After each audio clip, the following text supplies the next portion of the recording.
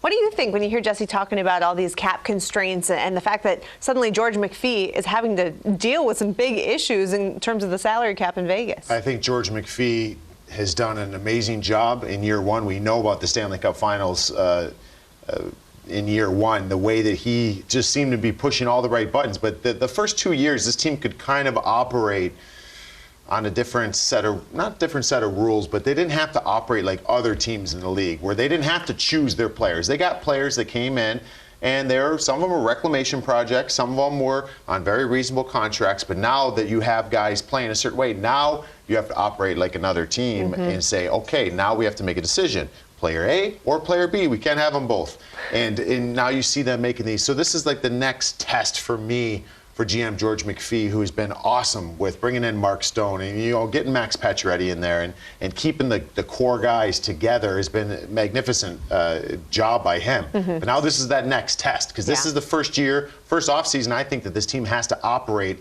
like a normal team, and not because of the expansion rules as far as building your team. So it'll be interesting what they do. I think that Gusev is a really intriguing player that it'll be interesting to see how can they get him in, can they make that room, what are they going to do? Something's got to give, because if he can get into that, I mean, you're talking about one of the best players outside of the, if not the best player outside of the NHL right now. But you look at that team, they're a little thinner team than what we've seen in the past with this team. I think their D is a little thinner for me, but their forwards, that's a nice group. Yeah. I mean, that is a nice group of forwards right there. I love Brandon Perry getting a 2-year deal, because that guy's done nothing but score goals for this team when he gets called up and plays. So this is still a very, very good hockey team.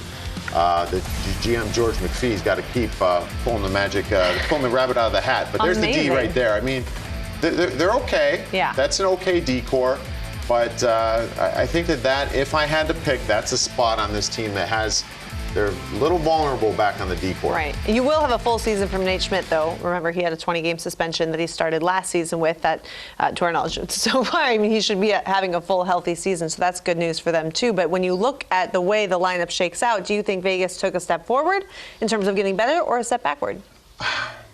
Man, that's tough, because they are still a very good team. They maybe lost some depth, but I think that they did a very good job of staying the course. Okay. I don't think they got worse. I don't necessarily think they got better.